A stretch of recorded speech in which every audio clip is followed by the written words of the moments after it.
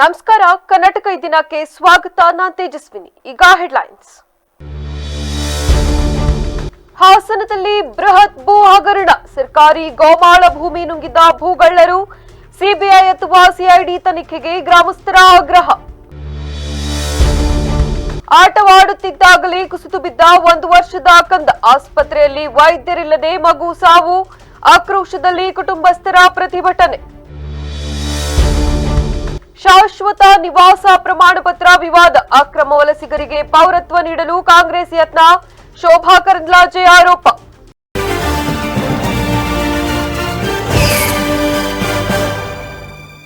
ಹಾಸನ ಜಿಲ್ಲೆಯ ಗುಡ್ಡದ ತೆರಣ ಗ್ರಾಮದಲ್ಲಿ ಕಂದಾಯ ಇಲಾಖೆಯ ಸಿಬ್ಬಂದಿಯ ನೆರವಿನೊಂದಿಗೆ ಸರ್ಕಾರಿ ಗೋಮಾಳ ಭೂಮಿಯನ್ನು ಅಕ್ರಮವಾಗಿ ಕಬಳಿಸಿರುವ ಬೃಹತ್ ಹಗರಣವೊಂದು ಬೆಳಕಿಗೆ ಬಂದಿದೆ.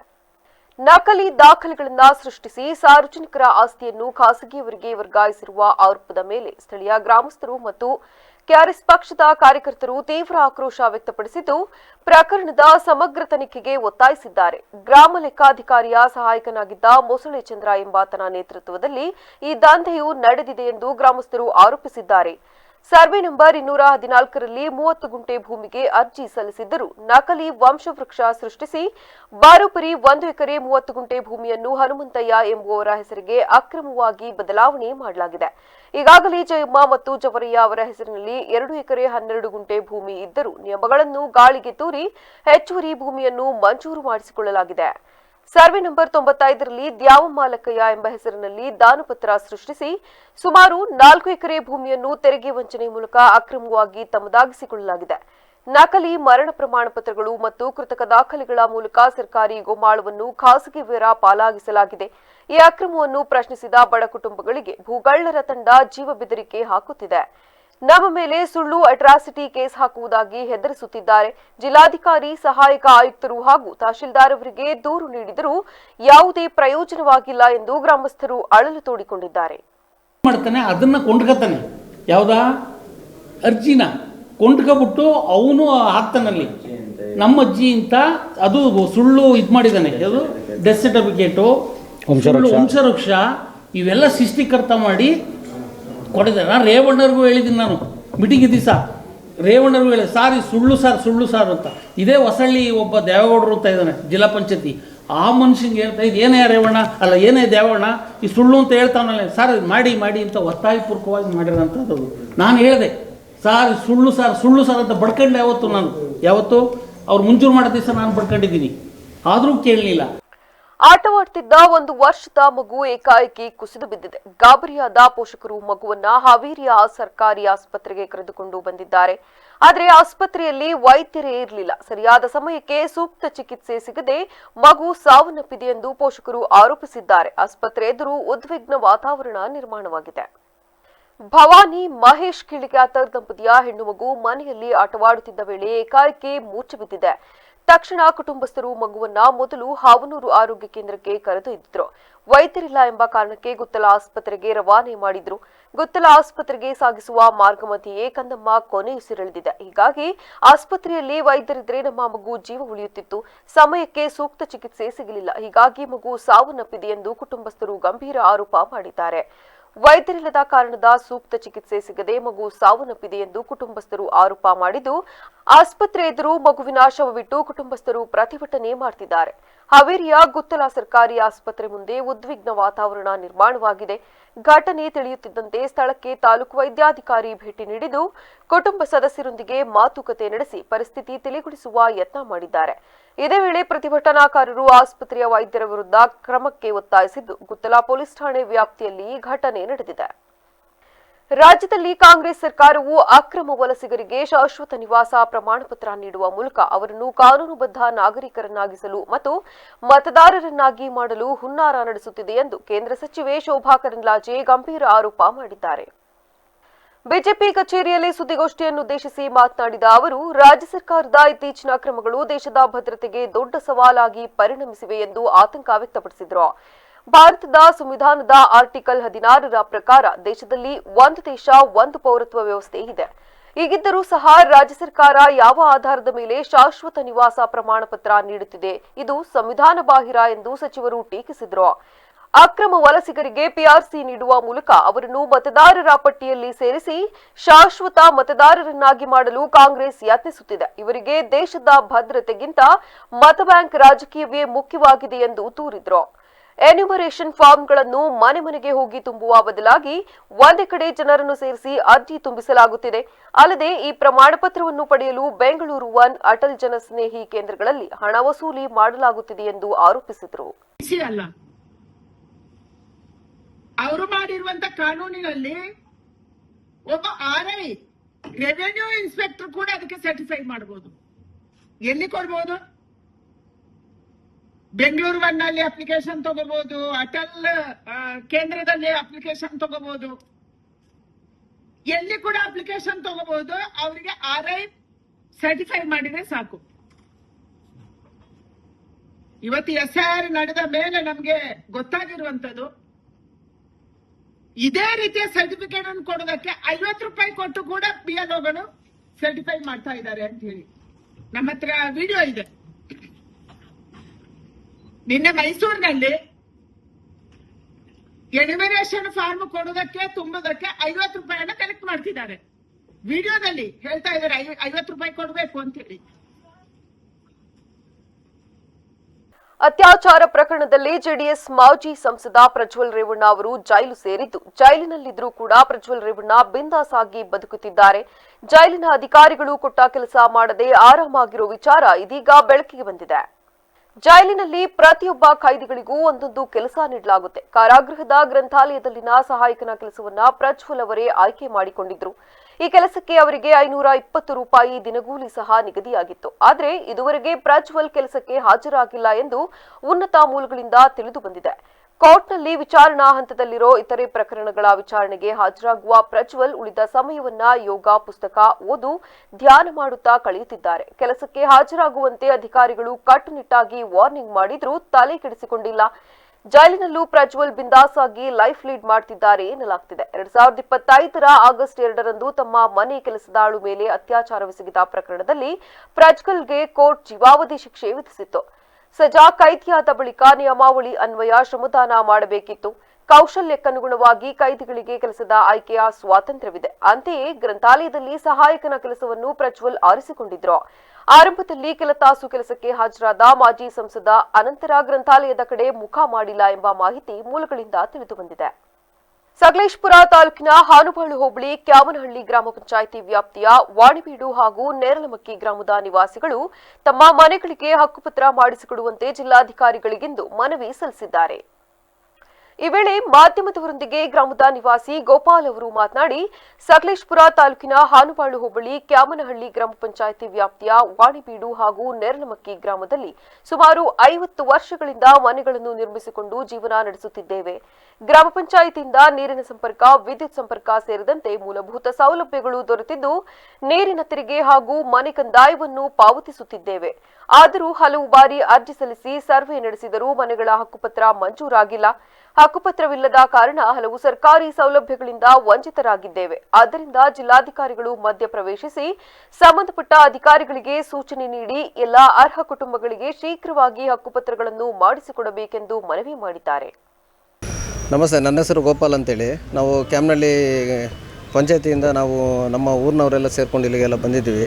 ಏನಕ್ಕೆ ಅಂದರೆ ನಮಗೆ ಹಕ್ಕುಪತ್ರ ಇತ್ತೀಚೆಗೆ ಒಂದು 35 ವರ್ಷದಿಂದ ನಾವು ಮನೆ ಕಟ್ಕೊಂಡೆಲ್ಲ ಇದ್ದೀವಿ. ನಮಗೆ ಇದುವರೆಗೆ ಹಕ್ಕುಪತ್ರ ಅಂತ ಆಗಿಲ್ಲ. ಯಾಕಂದರೆ ನಮ್ಮ ಕ್ಯಾಮ್ನಹಳ್ಳಿ ಪಂಚಾಯತಿಯಲ್ಲಿ ಒಂದು 800 ಮನೆಗಳು ಇರ್ಬೋದು. ಆದ್ರೂ ನಾವು ಕೇಳ್ತಿರೋದು 2 ಗ್ರಾಮಕ್ಕೆ. 2 ಗ್ರಾಮದಲ್ಲಿ 300 ಮನೆ ಇದೆ. 300 ಮನೆಯಲ್ಲಿ ಒಂದು 10 ಹಕ್ಕುಪತ್ರ ಆಗಿರ್ಬೋದು. ಹಾಗಾಗಿ DC ಮೇಡಮ್ ಅವ್ರ ಹತ್ರ ನಾವು ಮನವಿ ಮಾಡಿದ್ದೀವಿ. ಹಾಗಾಗಿ DC ಮೇಡಮ್ ಅವರು ನಮಗೆ ಹಕ್ಕುಪತ್ರ ಮಾಡಿಸ್ಕೊಡ್ತೀವಿ ಅಂತ ಮನವಿ ಕೊಟ್ಟಿದ್ದಾರೆ. ಅದಕ್ಕೋಸ್ಕರ ನಮ್ಮ ಕಡೆಯಿಂದ ಧನ್ಯವಾದಗಳು. ನಮ್ಮ ಭಾಸ್ಕರ್ ಗೌಡರು ನಮಗೆ ಸಪೋರ್ಟಿವ್ ಆಗಿ ಅಧ್ಯಕ್ಷತೆಯಿಂದ ಭಾಸ್ಕರ್ ಗೌಡರು ಅಂತೇಳಿ, ಮತ್ತು ಆಣ್ಬಾಳು ಮತ್ತು ಲಿಯಾ ಡಿಸೋಜ್ ಅವರಿದ್ದಾರೆ. ಮತ್ತು ನಮಗೆ ತೊಂದರೆ ಅಂದರೆ ಹಕ್ಕುಪತ್ರ ಇಲ್ಲ. ಹಾಗಾಗಿ ಇದುವರೆಗೆ ನಮಗೆ ಈ ವೇಳೆ ಗ್ರಾಮದ ಮುಖಂಡರುಗಳು ಸೇರಿದಂತೆ ಮತ್ತಿತರರು ಹಾಜರಿದ್ದರು. ಕನ್ನಡ ಮತ್ತು ಸಂಸ್ಕೃತಿ ಇಲಾಖೆ, ಕನ್ನಡ ಪುಸ್ತಕ ಪ್ರಾಧಿಕಾರ ಬೆಂಗಳೂರು ಹಾಗೂ ಜಿಲ್ಲಾ ಜಾಗೃತ ಸಮಿತಿಯ ವತಿಯಿಂದ ಜಿಲ್ಲೆಯ ಡಾಕ್ಟರ್ ಬಿಡಿ ಕುಮಾರ್ ಮತ್ತು ಡಾಕ್ಟರ್ ಆರ್ ಓಬಳೇಶ್ವರ ಘಟ್ಟೆಯವರ ನಿವಾಸದಲ್ಲಿ ಮನೆಗೊಂದು ಗ್ರಂಥಾಲಯ ಅನುಷ್ಠಾನ ಸಮಾರಂಭ ಕಾರ್ಯಕ್ರಮವು ನಡೆಸಲಾಯಿತು. ಕಾರ್ಯಕ್ರಮದಲ್ಲಿ ಜಿಲ್ಲಾಧಿಕಾರಿ ಲತಾ ಕುಮಾರಿಯವರು ಮಾತನಾಡಿ, ಮನೆಗಳನ್ನು ಕೇವಲ ಶೋಕೇಸ್ ಅಥವಾ ಅಲಂಕಾರಿಕ ವಸ್ತುಗಳಿಂದ ಸುಂದರಗೊಳಿಸುವುದು ಮುಖ್ಯವಲ್ಲ, ಅಲ್ಲಿ ಪುಸ್ತಕಗಳ ಜೋಡಣೆಯೂ ಇರಬೇಕು. ಪುಸ್ತಕಗಳಿರುವ ಮನೆಗೆ ಒಂದು ವಿಶೇಷ ಬೌದ್ಧಿಕ ಮೆರುಗು ಬರುತ್ತದೆ. ಮನೆಯನ್ನು ಸುಂದರವಾಗಿಡಲು ನಾವು ಸಾಕಷ್ಟು ಪ್ರಯತ್ನ ಪಡುತ್ತೇವೆ. ದುಬಾರಿ ಪೇಂಟಿಂಗ್ ಅಥವಾ ಅಲಂಕಾರಿಕ ವಸ್ತುಗಳನ್ನು ತರುತ್ತೇವೆ. ಆದರೆ ಆ ಮನೆಯಲ್ಲಿ ಒಂದು ಪುಸ್ತಕದ ಶೆಲ್ಫ್ ಇದ್ದರೆ ಅದು ಇಡೀ ಮನೆಗೆ ಬೌದ್ಧಿಕ ಕಳೆ ತುಂಬುತ್ತದೆ ಎಂದರಲ್ಲದೆ ಮಕ್ಕಳಿಗೆ ಬಾಲ್ಯದಿಂದಲೇ ಪುಸ್ತಕಗಳನ್ನು ಓದುವ ಸಂಸ್ಕೃತಿಯನ್ನು ಅಳವಡಿಸಬೇಕೆಂದು ತಿಳಿಸಿದರು. ಎಲ್ಲರ ಜೊತೆಯಲ್ಲಿ ನಾವು ಆಡಳಿತಗಾರರು ಜೊತೆಯಲ್ಲಿ ಈಗ ಸೇರಿಕೊಂಡಿದ್ದೇವೆ. ಬಟ್ ಹೇಳಬೇಕು ಅಂದರೆ ಇದೊಂದು ರೀತಿ ಸಜ್ಜನರ ಸಂಘ ಹೆಜ್ಜೆಯನ್ನು ಸವಿದಂದೆ ಅಂತ ಹೇಳ್ತಾರೆ. ಹಾಗೆ ಬುದ್ಧಿಜೀವಿಗಳ ಜೊತೆಯಲ್ಲಿ ನಾವು ಸಹ ಸೇರಿಕೊಂಡಿದ್ದೇವೆ. ಇದು ಒಂದು ರೀತಿ ಒಳ್ಳೆಯ ಸುಯೋಗ ಅಂತ ಹೇಳಬಹುದು. ಯಾಕಂದರೆ ನಾವಿವತ್ತು ಮಾತಾಡಲಿಕ್ಕೆ ಹೊರಟಿರೋದು ಮನೆಗೊಂದು ಗ್ರಂಥಾಲಯ. ನಿಮಗೆ ಗೊತ್ತಿರೋ ಹಾಗೆ ನಾವು ಮನೆಯಲ್ಲಿ ಎಲ್ಲ ತುಂಬ ಶೃಂಗಾರ ಮಾಡಿ ಇಡ್ತೇವೆ. ಒಂದು ಮನೆ ಅಂದರೆ ಎಲ್ಲರಿಗೂ ತುಂಬ ಇಷ್ಟ. ಒಳ್ಳೊಳ್ಳೆ ಡೆಕೋರೇಟಿವ್ ಐಟಮ್ಸ್ ಎಲ್ಲ ತಂದು ಇಡ್ತೇವೆ. ಎಷ್ಟೆಷ್ಟು ಕಾಸ್ಟ್ಲಿ ಇರೋ ವಾಸ್, ಒಂದು ಪೇಂಟಿಂಗ್ ಅಂತೆ ಇರಲಿ, ಅದೂ ಇರಬೇಕು.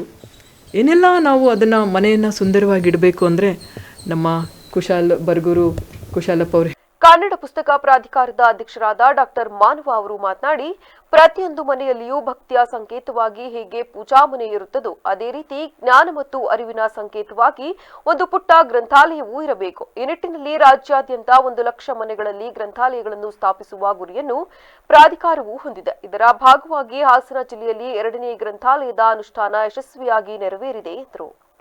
ತಮ್ಮ ಮನೆಗೊಂದು ಗ್ರಂಥಾಲಯ ಯೋಜನೆಯ ಅನುಷ್ಠಾನದ ಅಂಗವಾಗಿ ಇವತ್ತು ಹಾಸನ ಜಿಲ್ಲೆಗೆ ಭೇಟಿ ಕೊಟ್ಟಿದ್ದೀವಿ. ಈ ಬೆಳಿಗ್ಗೆ ಹಾಸನ ಜಿಲ್ಲೆಗೆ ಬಂದ ನಾನು ಇವತ್ತು 2ನೇ ಕಾರ್ಯಕ್ರಮವಾಗಿ ನಮ್ಮ ಕವಿಗಳು ವಿದ್ವಾಂಸರು ಆದಂತಹ ಶ್ರೀ ಓಬಳೇಶ ಗಟ್ಟಿಯವರ ಮನೆಯಲ್ಲಿ ಈ 2ನೇ ಕಾರ್ಯಕ್ರಮದ ಅನುಷ್ಠಾನದಲ್ಲಿ ನಿಂತಿದ್ದೇವೆ. ಈ ಕಾರ್ಯಕ್ರಮ ತುಂಬ ಅರ್ಥಪೂರ್ಣವಾಗಿ ಅನುಷ್ಠಾನಗೊಂಡಿದೆ.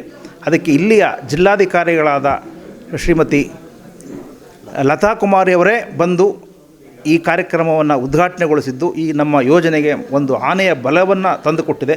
ಏಕೆಂದರೆ ಅವರು ಈ ಸಮಾರಂಭದಲ್ಲಿ ಜಿಲ್ಲಾ ಮಟ್ಟದ ಅಧಿಕಾರಿಗಳು, ಕನ್ನಡ ಪುಸ್ತಕ ಪ್ರಾಧಿಕಾರದ ಪ್ರತಿನಿಧಿಗಳು ಹಾಗೂ ಸಾಹಿತ್ಯಾಸಕ್ತ ಸಾರ್ವಜನಿಕರು ಭಾಗವಹಿಸಿದರು. ಹಾಸನ ಜಿಲ್ಲಾ ಪತ್ರಕರ್ತರ ಸಂಘದ ವತಿಯಿಂದ ಈ ಬಾರಿಯ ಪತ್ರಿಕಾ ದಿನಾಚರಣೆಯನ್ನು ಜುಲೈ 12ರಂದು ಅರಸೀಕೆರೆಯಲ್ಲಿ ಆಚರಿಸಲು ಸಕಲ ಸಿದ್ಧತೆಗಳನ್ನು ಕೈಗೊಳ್ಳಲಾಗಿದೆ ಎಂದು ಉಪಾಧ್ಯಕ್ಷ ನಂಜುಂಡೇಗೌಡರು ತಿಳಿಸಿದ್ದಾರೆ. ಸುದ್ದಿಗೋಷ್ಠಿಯಲ್ಲಿ ಮಾತನಾಡಿದ ಅವರು, ಅರಸೀಕೆರೆ ತಾಲೂಕು ಪತ್ರಕರ್ತರ ಸಂಘದ ಸಹಯೋಗದಲ್ಲಿ ಆಯೋಜಿಸಲಾಗಿರುವ ಈ ಸಮಾರಂಭವು ಜಿಲ್ಲೆಯ ಪತ್ರಕರ್ತರ ಸಮ್ಮೇಳನಕ್ಕೆ ಭವ್ಯ ವೇದಿಕೆಯಾಗಲಿದೆ. ವರ್ಷಕ್ಕೊಮ್ಮೆ ನಡೆಯುವ ಈ ಪತ್ರಿಕಾ ದಿನಾಚರಣೆಯು ಕೇವಲ ಔಪಚಾರಿಕ ಕಾರ್ಯಕ್ರಮವಾಗಿರದೆ ಜಿಲ್ಲೆಯ ಎಲ್ಲ ಪತ್ರಕರ್ತರು ಮತ್ತು ಅವರ ಕುಟುಂಬದವರು ಒಂದೆಡೆ ಸೇರಿ ಬಾಂಧವ್ಯ ಬೆಸೆಯಲು ಸಿಕ್ಕಿರುವ ವಿಶೇಷ ಅವಕಾಶವಾಗಿದೆ. ಕಾರ್ಯಕ್ರಮಕ್ಕೆ ಸ್ಥಳೀಯ ಶಾಸಕರು, ಜಿಲ್ಲಾ ಹಾಗೂ ತಾಲೂಕು ಮಟ್ಟದ ಅಧಿಕಾರಿಗಳು ಸಾಕ್ಷಿಯಾಗಲಿದ್ದಾರೆ. ಜೊತೆಗೆ ಕರ್ನಾಟಕ ರಾಜ್ಯ ಪತ್ರಕರ್ತರ ಸಂಘದ ಅಧ್ಯಕ್ಷರು, ಪದಾಧಿಕಾರಿಗಳು ಹಾಗೂ ಹಾಸನ ಜಿಲ್ಲಾ ಸಂಘದ ಪದಾಧಿಕಾರಿಗಳು ಉಪಸ್ಥಿತರಿರಲಿದ್ದಾರೆ.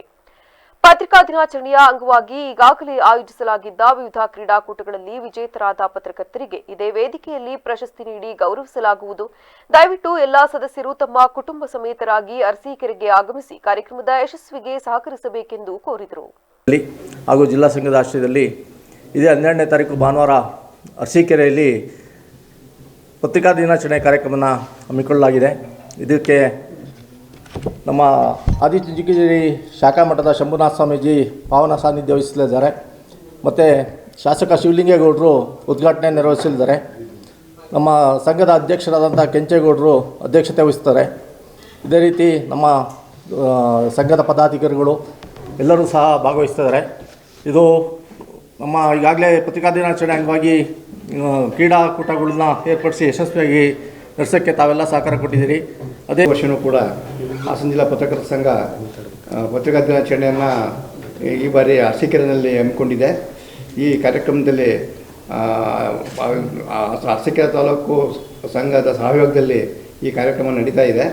ಈ ಕಾರ್ಯಕ್ರಮದಲ್ಲಿ ಸ್ಥಳೀಯ ಶಾಸಕರು, ಅಲ್ಲಿಯ ಸ್ಥಳೀಯ ಅಧಿಕಾರಿಗಳು ಮತ್ತು ನಮ್ಮ ರಾಜ್ಯ ಸಂಘದ ಅಧ್ಯಕ್ಷರು, ಉಪಾಧ್ಯಕ್ಷರು, ಜಿಲ್ಲಾ ಸಂಘದ ಅಧ್ಯಕ್ಷರು ಮತ್ತು ಎಲ್ಲ ಪದಾಧಿಕಾರಿಗಳು ಎಲ್ಲರೂ ಭಾಗವಹಿಸ್ತಾ ಇದ್ದಾರೆ. ಮತ್ತು ನಮ್ಮ ಈ ಪತ್ರಿಕಾ ದಿನಾಚರಣೆ ಅಂಗವಾಗಿ ಹಮ್ಮಿಕೊಂಡಂಥ ಈ ಕ್ರೀಡಾಕೂಟದಲ್ಲಿ ವಿಜೇತರಾದ ಎಲ್ಲ ತಂಡಗಳಿಗೂ ಕೂಡ ಅಲ್ಲಿ ಚಿತ್ರದುರ್ಗದ ಶಿವಯೋಗಿ ಸಿದ್ದರಾಮೇಶ್ವರ ಮಹಾಸಂಸ್ಥಾನ ಭೋವಿ ಗುರುಪೀಠದಲ್ಲಿ ಜುಲೈ 19ರಂದು ರಾಷ್ಟ್ರೀಯ ಭೋವಿ ಜನೋತ್ಸವವನ್ನು ಅದ್ದೂರಿಯಾಗಿ ಆಯೋಜಿಸಲಾಗಿದೆ ಎಂದು ಮಾಜಿ ಕರ್ನಾಟಕ ಭೋವಿ ಅಭಿವೃದ್ಧಿ ನಿಗಮದ ಅಧ್ಯಕ್ಷ ಜಿವಿ ಸೀತಾರಾಮ್ ಅವರು ತಿಳಿಸಿದ್ದಾರೆ. ನಗರದಲ್ಲಿ ನಡೆದ ಸುದ್ದಿಗೋಷ್ಠಿಯಲ್ಲಿ ಮಾತನಾಡಿದ ಅವರು, ಭೋವಿ ಗುರುಪೀಠದ ಇಮ್ಮಂಡಿ ಸಿದ್ದರಾಮೇಶ್ವರ ಮಹಾಸ್ವಾಮಿಗಳ 40ನೇ ಜನ್ಮದಿನದ ಅಂಗವಾಗಿ ಈ ಕಾರ್ಯಕ್ರಮವನ್ನು ಹಮ್ಮಿಕೊಳ್ಳಲಾಗಿದೆ. ರಾಜ್ಯದ ವಿವಿಧ ಮಠಾಧೀಶರು, ಜನಪ್ರತಿನಿಧಿಗಳು, ಸಮುದಾಯದ ಮುಖಂಡರು ಹಾಗೂ ಗಣ್ಯರು ಭಾಗವಹಿಸಲಿದ್ದಾರೆ. ಕಾರ್ಯಕ್ರಮವನ್ನು ಮುಖ್ಯಮಂತ್ರಿ ಡಿಕೆ ಶಿವಕುಮಾರ್ ಉದ್ಘಾಟಿಸಲಿದ್ದಾರೆ ಎಂದು ತಿಳಿಸಿದರು. ಕಾರ್ಯಕ್ರಮದಲ್ಲಿ ಎಸ್ಎಸ್ಎಲ್ಸಿ ಹಾಗೂ ದ್ವಿತೀಯ ಪಿಯುಸಿಯಲ್ಲಿ 90%ಕ್ಕಿಂತ ಹೆಚ್ಚು ಅಂಕ ಗಳಿಸಿದ ಭೋವಿ ಸಮಾಜದ ವಿದ್ಯಾರ್ಥಿಗಳಿಗೆ ಪ್ರತಿಭಾ ಪುರಸ್ಕಾರ ಪ್ರದಾನ ಮಾಡಲಾಗುವುದು. ಜೊತೆಗೆ ವಧುವರರ ಸಮಾವೇಶ, ಸಾಂಸ್ಕೃತಿಕ ಕಾರ್ಯಕ್ರಮಗಳು, ಸಮಾಜದ ಸಾಧಕರಿಗೆ ಸನ್ಮಾನ, ರಕ್ತದಾನ ಶಿಬಿರ ಹಾಗೂ ಚಿತ್ರಕಲಾ ಸ್ಪರ್ಧೆಯನ್ನು ಆಯೋಜಿಸಲಾಗಿದೆ ಎಂದರು. ನಮಗೆ ಒಂದು 5 ಜಿಲ್ಲೆಗಳಿಗೆ ಜವಾಬ್ದಾರಿ ಹಾಕಿದ್ದಾರೆ. ಚಾಮರಾಜನಗರ, ಮೈಸೂರು, ಹಾಸನ, ಮಂಡ್ಯ ಮತ್ತು ಮಡಿಕೇರಿಗೆ ನಮ್ಮನ್ನು ಉಸ್ತುವಾರಿಗಳನ್ನ ನನ್ನ ಹಾಕಿ ನಾವು ಮತ್ತು ನಮ್ಮ ವಿಜಯಕುಮಾರ್ ಅವರ ಅಧ್ಯಕ್ಷರು, ಮೈಸೂರು ಜಿಲ್ಲಾ ಅಧ್ಯಕ್ಷರು ಒಂದು ಟೀಮ್ ಆಗಿ ನಾವು ಎಲ್ಲ ಜಿಲ್ಲೆಗಳಿಗೂ ಕೂಡ ಈ ಸಂಘಟನೆ ವಿಚಾರವಾಗಿ ಬಂದಿದ್ವಿ. ಮತ್ತು ನಮ್ಮ ಜಿಲ್ಲಾ ಅಧ್ಯಕ್ಷರುಗಳನ್ನೆಲ್ಲ ನಾವು ಕೇಳಿಕೊಂಡಾಗ ಒಂದು ಪ್ರೆಸ್ ಮೀಟು ಕೂಡ ಮಾಡೋಣ, ನಮ್ಮ ಸಮಾಜದ ವಿಚಾರಗಳನ್ನೆಲ್ಲ ಹೇಳೋಣ ಅಂಥೇಳಿ ನಮ್ಮ ಮಂಜಪ್ಪನವರು ಮತ್ತು ಸಂದೀಪ್ ಅವರು ಒಂದು ಟೀಮ್ ಏನಿದೆ ಆ ಟೀಮು ಏನು ಹೇಳಿದೆ ಅದರ ಪ್ರಕಾರ ನಾವು ಕೂಡ ಇವತ್ತು ಉಸ್ತುವಾರಿಗಳಾಗಿ ನಾವು ಹಾಸನಿಗೆ ಬಂದಿದ್ವಿ. ಈ ಒಂದು ಕಾರ್ಯಕ್ರಮ ಮುಗಿದ ನಂತರ, ಪ್ರೆಸ್ ಮೀಟ್ ಮುಗಿದ ನಂತರ, ಯಾಕೆ ಪ್ರೆಸ್ ಮೀಟ್ಗೆ ತಮ್ಮ ಹತ್ರ ಬಂದಿದ್ವಿ ಮೊದಲೇ ಅಂತಂದರೆ, ತಮ್ಮಗಳ ಮುಖಾಂತರ ಜಿಲ್ಲೆಯ ನಮ್ಮ ಸುದ್ದಿಗೋಷ್ಠಿಯಲ್ಲಿ ಭೋವಿ ಸಮಾಜದ ರಾಜ್ಯಾಧ್ಯಕ್ಷರಾದ ಮಂಜಪ್ಪ, ಜಿಲ್ಲಾ ಭೋವಿ ಸಮಾಜದ ಅಧ್ಯಕ್ಷ ಸಂದೀಪ್, ಮೈಸೂರು ಭೋವಿ ಸಮಾಜದ ಅಧ್ಯಕ್ಷ ವಿಜಯಕುಮಾರ್, ನಿವೃತ್ತ ಶಿಕ್ಷಕ ಲಕ್ಷ್ಮಪ್ಪ, ದಿಲೀಪ್, ಮಂಜಪ್ಪ ಸೇರಿದಂತೆ ಇತರರು ಉಪಸ್ಥಿತರಿದ್ದರು. ವಿಶ್ವ ಜನಸಂಖ್ಯಾ ದಿನದ ಅಂಗವಾಗಿ Rotary club of quanta, Shri Hasanamba multi speciality ಆಸ್ಪತ್ರೆ ಹಾಗೂ ಗುಡ್ ಸಿಟಿಜನ್ ಕಾಲೇಜಿನ ಸಂಯುಕ್ತಾಶ್ರಯದಲ್ಲಿ ಜುಲೈ 11ರಂದು ಬೆಳಗ್ಗೆ 10 ಗಂಟೆಗೆ ಹಾಸನ ನಗರದಲ್ಲಿ ವಾಕಥಾನ್ ಹಾಗೂ ಮಾನವ ಸರಪಳಿ ಕಾರ್ಯಕ್ರಮವನ್ನು ಹಮ್ಮಿಕೊಳ್ಳಲಾಗಿದೆ ಎಂದು ಬಸವರಾಜ್ ತಿಳಿಸಿದ್ದಾರೆ. ನಗರದಲ್ಲಿ ನಡೆದ ಸುದ್ದಿಗೋಷ್ಠಿಯಲ್ಲಿ ಮಾತನಾಡಿದ ಅವರು, ಗುಡ್ ಸಿಟಿಜನ್ಸ್ ಕಾಲೇಜಿನಿಂದ ವಾಕಥಾನ್ಗೆ ಚಾಲನೆ ದೊರೆಯಲಿದ್ದು, ಜಿಲ್ಲಾಧಿಕಾರಿಗಳ ಕಚೇರಿ ಆವರಣದಲ್ಲಿ ಹಸಿರು ನಿಶಾನೆ ತೋರಿಸುವ ಮೂಲಕ ಅಧಿಕೃತ ಚಾಲನೆ ನೀಡಲಾಗುತ್ತದೆ. ವಾಕಥಾನ್ ಗುಡ್ ಸಿಟಿಜನ್ಸ್ ಕಾಲೇಜಿನಿಂದ ಆರಂಭವಾಗಿ ಜಿಲ್ಲಾಧಿಕಾರಿಗಳ ಕಚೇರಿ ರಸ್ತೆ, ಶಂಕರಮಠ ರಸ್ತೆ, ಮಲಗಿ ರೆಸಿಡೆನ್ಸಿ ರಸ್ತೆ, ಹೇಮಾವತಿ ಪ್ರತಿಮೆಯ ಮಾರ್ಗವಾಗಿ ಎನ್ಆರ್ ವೃತ್ತದವರೆಗೆ ಸಾಗಲಿದೆ.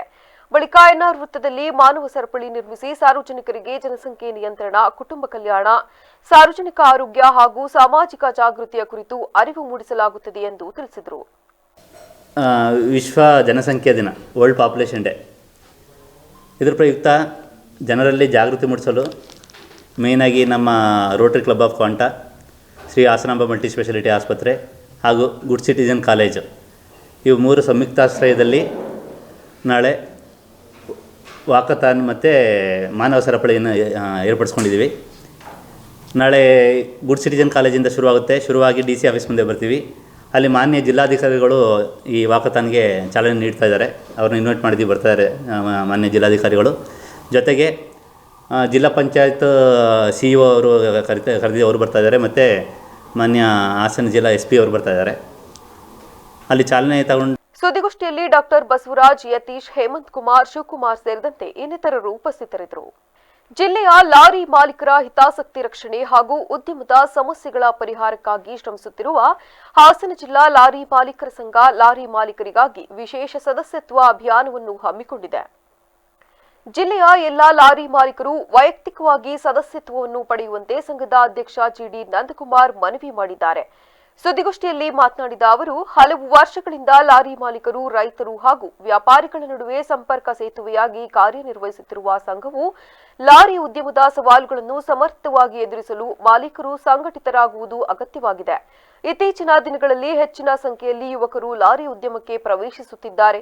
ಅಂತಹ ಯುವ ಮಾಲೀಕರಿಗೆ ಅಗತ್ಯ ಮಾರ್ಗದರ್ಶನ, ತಾಂತ್ರಿಕ ಸಹಕಾರ ಮತ್ತು ಸಂಘದ ಬೆಂಬಲವನ್ನು ಒದಗಿಸುವುದು ಈ ಅಭಿಯಾನದ ಮುಖ್ಯ ಉದ್ದೇಶ. ಹಾಸನದಿಂದ ಮುಂಬೈ, ಹೈದರಾಬಾದ್ ಸೇರಿದಂತೆ ವಿವಿಧ ರಾಜ್ಯಗಳಿಗೆ ಹಗಲು ರಾತ್ರಿ ಶ್ರಮಿಸಿ ಸರಕು ಸಾಗಣೆ ಮಾಡುವ ಲಾರಿ ಮಾಲೀಕರ ಹಕ್ಕುಗಳನ್ನು ರಕ್ಷಿಸಲು ಮತ್ತು ಅವರ ಸಮಸ್ಯೆಗಳಿಗೆ ಧ್ವನಿಯಾಗಲು ಸಂಘವನ್ನು ಇನ್ನಷ್ಟು ಬಲಪಡಿಸಲು ಈ ನೋಂದಣಿ ಪ್ರಕ್ರಿಯೆ ನೆರವಾಗಲಿದೆ.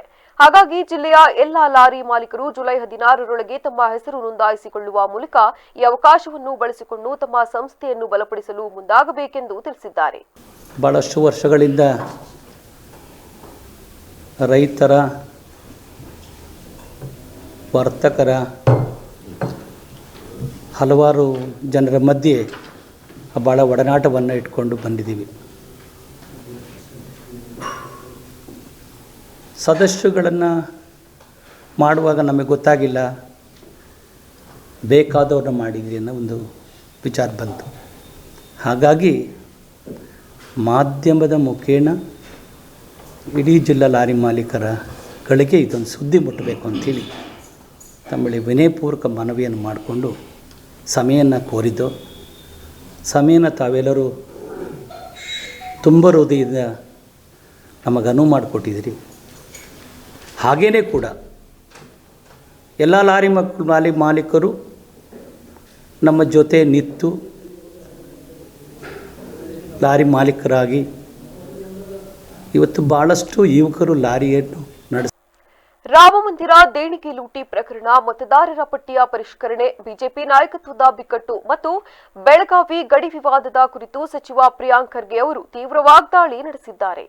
ರಾಮಮಂದಿರ ದೇಣಿಗೆ ಪ್ರಕರಣದ ಕುರಿತು ಮಾತನಾಡಿದ ಸಚಿವ ಪ್ರಿಯಾಂಕ್ ಖರ್ಗೆ, ರಾಮಮಂದಿರ ದೇಣಿಗೆಯಲ್ಲಿ ಲೂಟಿ ನಡೆದಿದೆ ಎಂದು ಆರೋಪಿಸಿದ ಅವರು, ಈ ಕುರಿತು ಪಾರದರ್ಶಕತೆ ಇಲ್ಲ, ಭಕ್ತರಿಗೆ ಆಗಿರುವ ನೋವಿಗೆ ಯಾರು ಹೊಣೆ, ಚಂಪತ್ ರಾಯ್ ಕಂಪನಿಯ ವ್ಯವಹಾರದ ಬಗ್ಗೆ ಉತ್ತರಿಸಬೇಕು, ದೇಣಿಗೆ ಪಡೆದವರು ಎಷ್ಟು, ವಿನಿಯೋಗವಾದ ಹಣ ಎಷ್ಟು ಎಂಬ ಬಗ್ಗೆ ಲೆಕ್ಕ ನೀಡಲಿ ಎಂದು ಸವಾಲು ಹಾಕಿದರು. ಮತದಾರರ ಪಟ್ಟಿ ಪರಿಷ್ಕರಣೆ ವಿಚಾರದ ಕುರಿತು ಪ್ರತಿಕ್ರಿಯಿಸಿ, ಮತದಾರರ ಪಟ್ಟಿ ಪರಿಷ್ಕರಣೆಗೆ ನಮ್ಮ ಸಂಪೂರ್ಣ ಬೆಂಬಲವಿದೆ, ಆದರೆ ಅದು ಪಾರದರ್ಶಕವಾಗಿರಬೇಕು, ಚುನಾವಣೆ ಆಯೋಗ ನಿಯಮಗಳನ್ನು ಅನುಸರಿಸಬೇಕು, ಬಿಜೆಪಿಯವರು ಕೇಂದ್ರಕ್ಕೆ ದೂರು ನೀಡಲಿ, ಆದರೆ ಅಡ್ಡಾದಿಡ್ಡಿ ಹೆಸರುಗಳನ್ನು ತೆಗೆದುಹಾಕುವುದು ಸರಿಯಲ್ಲ, ಇದು ಸಂಚಿನಂತೆ ಕಾಣುತ್ತಿದೆ, ಪೌರತ್ವ ಸಾಬೀತುಪಡಿಸಲು ದಾಖಲೆಗಳ ಬಗ್ಗೆ ಗೊಂದಲ ಸೃಷ್ಟಿಸುತ್ತಿದ್ದಾರೆಂದು ಆರೋಪಿಸಿದರು. ನಿಮ್ಮ ಯಾವುದೋ ಒಂದು ಚಾನೆಲ್ನಲ್ಲಿ ಹೇಳ್ಬಿಟ್ಟು ಸೋಷಿಯಲ್ ಮೀಡಿಯಾನಲ್ಲಿ ಬಿಡೋದಲ್ಲ, ಏನಾಗಿದೆ, ಹೇಗಾಗಿದೆ, ನಿಮಗೆ ಎಷ್ಟು ಪಾಲು ಬಂದಿದೆ, ಬೇರೆಯವರಿಗೆ ಎಷ್ಟು ಕೊಟ್ಟಿದ್ದೀರಾ, ಭಕ್ತಾದಿಗಳಿಗೇನು ನೋವಾಗಿದೆ ಅದನ್ನು ಹೇಗೆ ನಿವಾರಣೆ ಮಾಡ್ತೀರಾ ಹೇಳಬೇಕಲ್ಲ. ಎಲ್ಲದಕ್ಕೂ ಕ್ರೆಡಿಟ್ ತಗೊಳೋರು ಕಳ್ತನ ಆದಾಗ ಯಾಕೆ ಸುಮ್ಮನಿದ್ದೀರಾ? ಅವರು ಏನಾದರೂ ಮಾಡ್ಕೊಳ್ಳಿ resolution, that is none of my business. ಅವ್ರು ಖಾಸಗಿಯಾಗಿ ಮಾಡ್ಕೊತಾ ಇದ್ದಾರೆ, ನನ್ ಆಫ್ ಮೈ ಬಿಸ್ನೆಸ್. ಆದರೆ ಪಬ್ಲಿಕ್ಲಿ ಯು ಅಕ್ನಾಲೇಜ್ಡ್ ನಿಮ್ಮಿಂದ ಆಗಿರೋದು ಅಂತ ನೀವು ಹೇಳಿದ್ರಲ್ಲ, ಇದ್ರ ಬಗ್ಗೆನೂ ಸ್ಪಷ್ಟೀಕರಣ ಕೊಡಿ. ಯಾರ್ಯಾರು ಎಷ್ಟು ತಿಂದಿದ್ದೀರಾ ಅಂತ. ಏನು ಗ್ಯಾರಂಟಿ ಸರ್ ಇವ್ರಿಗೆ ಡೊನೇಷನ್ ಹೋಗಿಲ್ಲ ಅಂತ? ರಿಜಿಸ್ಟರೇ ಇಲ್ಲ ಅಲ್ಲ, ಇವರು ರಿಜಿಸ್ಟ್ರೇಷನ್ ಇಲ್ಲ ಅಂದಾಗ. ಗುಬ್ಬಿ ತಾಲೂಕಿನ ಕೊಂಡ್ಲಿ ಪ್ರಾಥಮಿಕ ಕೃಷಿ ಪತ್ತಿನ ಸಹಕಾರ ಸಂಘದ ಅಧ್ಯಕ್ಷರಾಗಿ ಮೂಡಲಗಿರಿಯಪ್ಪ 7 ಮತಗಳನ್ನು ಪಡೆದು ಭರ್ಜರಿ ಜಯ ಗಳಿಸಿದರು. ಅಧ್ಯಕ್ಷ ಸ್ಥಾನಕ್ಕೆ ಮೂಡಲಗಿರಿಯಪ್ಪ ಹಾಗೂ ಲಿಂಗರಾಜು ನಾಮಪತ್ರಗಳನ್ನು ಸಲ್ಲಿಸಿದ್ರು. ನಾಮಪತ್ರವನ್ನು ವಾಪಸ್ ತೆಗೆದ ಕಾರಣ ಚುನಾವಣೆ ಅಧಿಕಾರಿಗಳು ಚುನಾವಣೆ ನಡೆಸಿದ್ರು. ಚುನಾವಣೆಯಲ್ಲಿ ಮೂಡಲಗಿರಿಯಪ್ಪ 7 ಮತಗಳನ್ನು ಪಡೆದರೆ ಪ್ರತಿಸ್ಪರ್ಧಿ ಲಿಂಗರಾಜು 4 ಮತಗಳನ್ನು ಪಡೆದು ಪರಾಜಿತಗೊಂಡರು. ಉಪಾಧ್ಯಕ್ಷರಾಗಿ ಕೆಎನ್ ಲೋಕೇಶ್ ಚುನಾಯಿತರಾದರು.